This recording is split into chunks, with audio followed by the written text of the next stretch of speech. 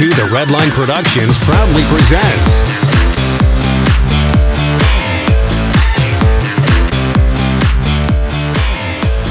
today's 2 The Redline review was made possible in part by Hey YouTube! Well, today let's take a look at this 2008 Volkswagen Rabbit. Now the Rabbit is actually an interesting car for Volkswagen because it dates back to the 80s. My mom actually had an 85 Rabbit a long time ago when I was a kid. They brought the name Rabbit back in 2006 when the Golf was redesigned on the 05 Jetta's platform when it was redesigned. There was actually a year where the Golf and Jetta were around just for a year. But this one, pretty much when it came out, was known as one of the semi-premium hatchbacks that were out. It does come with the Rabbit only came with the 5-cylinder engine, the 2.5 liter 5-cylinder engine, and it was in production from 06 to 09. 2010 is when Volkswagen actually went back to the Golf nameplate. This one is actually the generation before the GTI that Jackson and I have. I remember looking at an 09 GTI and I wasn't too much of a fan of the styling, so I'm kind of glad Volkswagen. I'm kind of glad we went with the MK6 Golf platform, just because I actually like it better. But this one's still a really nice car. It's just my preferences, I guess. I like the old newer one more, just because I like newer cars. It's not really a big deal. But anyways, this one, a really nice car still. I'm not sure what the interior color is called, but I know that this one's the 4-door, no sunroof. It does have the optional 16-inch alloy wheels, and this one is a 5-speed manual, I think, thankfully. And it actually has a really nice shifter, really good throws. You still get really premium features like the turn signal indicators on the mirrors. You still have your signature Volkswagen little bulb cover inside the headlights, so it's a really premium ambience. Coming into the interior, you can see this is the older MK5 platform.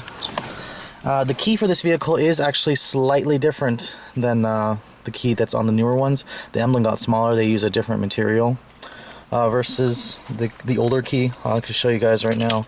Here's the newer key.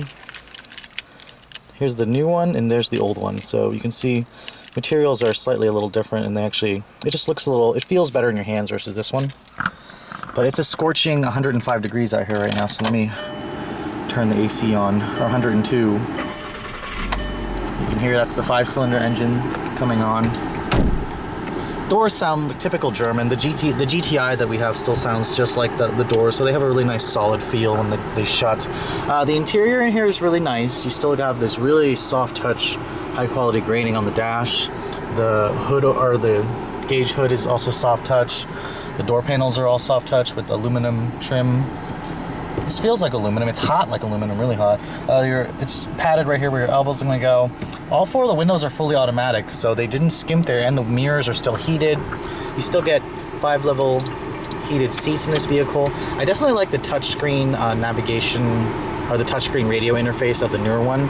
You can see here's the nice 5-speed manual, which, interestingly enough, I like the clutch in this car more than the GTI. It's lighter, it's easier to modulate, and the shifter has really nice, crisp throws. I prefer the throws in this 5-speed versus the 6-speed in the GTI.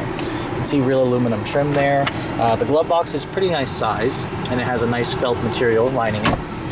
The armrest here is adjustable, just like the GTI. They covered it with leatherette as opposed to the plaid fabric that's in the GTI. You have your kind of like your USB, or no, there's an optional USB port, which this car doesn't have the cable. Coming to the back seat, I really like how this one is the 4-door. The 2-door has actually pretty good legroom. The 4-door makes this car really practical. The materials still follow through on the back doors, soft touch there, soft touch there. Legroom is actually quite generous in this vehicle, and you still have vents back here with a slightly broken cup holder piece right here. But nevertheless, really nice that this car still has vents. The armrest back here, really nice. No storage though, or cup holders. Well, the cup holders are right here. So the newer ones, they put the cup holders in the armrest actually. You can still open the trunk by pushing up on that. That's a signature Golf thing.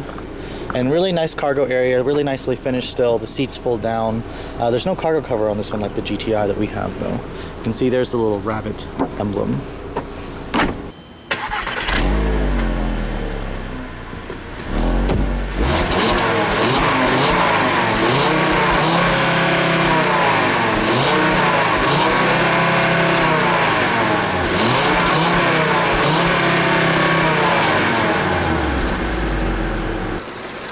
of course, here is Volkswagen's 2.5 liter 5-cylinder engine.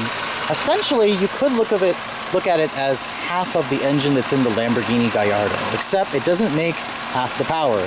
This one was actually uprated in 2008 from 150, which was a little bit lackluster, to a more competitive 170.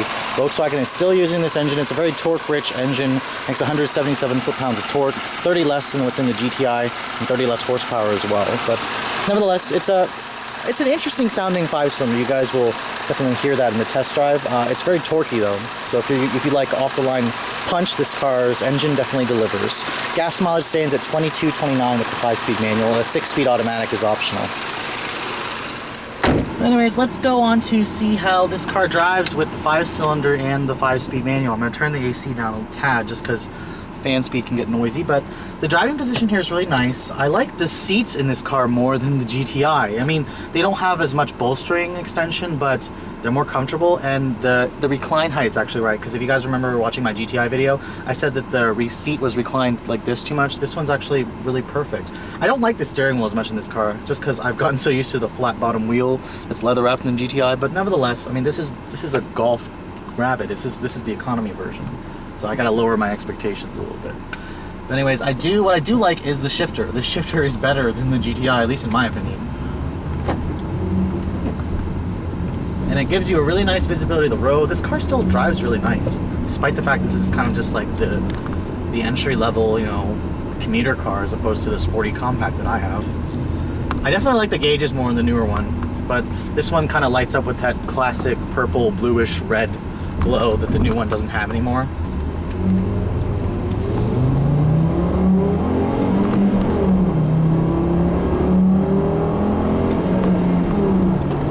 Definitely doesn't accelerate as hard anymore. But you can hear that the 5-cylinder's got like an interesting sound. It just makes a very weird sound. I don't know if I like it or if I love it. I mean, it's really torquey. That's the one thing about it that's really nice. This is how torquey it is. I mean, despite the fact that it's 103 degrees outside, I got the AC on, and actually accelerates quite well. Because I have to remember, I'm comparing this to a Civic or a Corolla, and this car definitely accelerates better. It's just that torque. The torque is really good in this car. And the ride is really nice. It's still very compliant, and it's softer than the GTI's. Definitely softer. And you can feel that 177 foot-pounds of torque. I can floor it in 5th gear, and it'll still accelerate really well. So even though I'm not a fan of the 5-cylinders, odd number cylinders, I've always thought this engine should have even numbers, but it sounds interesting. It really is up to your taste, and it's torquey. The only thing that Volkswagen needs to improve is just the gas mileage of the 5. But anyways, guys, if you are in the market for one of these pre-owned Rabbits or Jettas, I mean, I definitely would recommend taking a look at them. They're quite a premium feeling compact car, so, and they're quite sporty to drive and comfortable. So if you guys are in the market, feel free to take one for a spin. Anyways, thanks for watching, guys. Have a good day.